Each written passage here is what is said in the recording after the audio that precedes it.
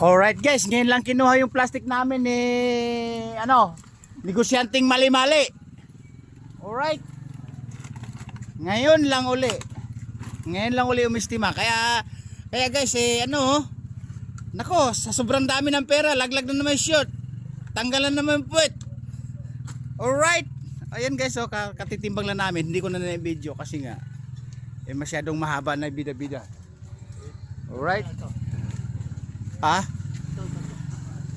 O mamaya ako bahala. Iatas lang natin yan.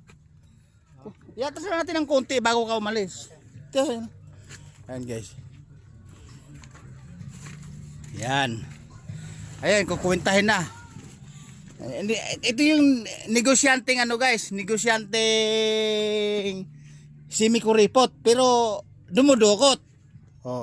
Dumudukot pag may kamot Alright. Ayun negosyanteng bida-bida, negosyanteng dumudukot, negosyanteng semi-kuripot.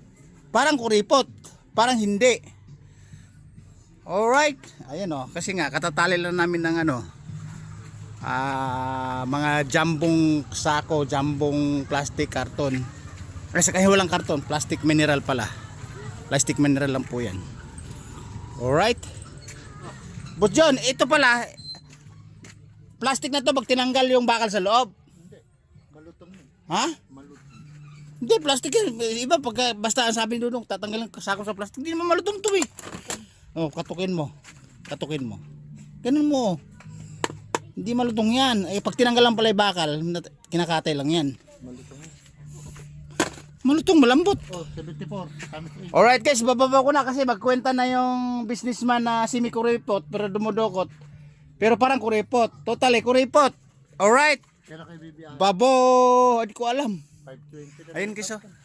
Mababa na nga Bumaba dati 6. Bumaba na yung karton guys. Sabi ni negosyante na 520 lang daw isang kilo. Sa junk shop 350, 3 pesos.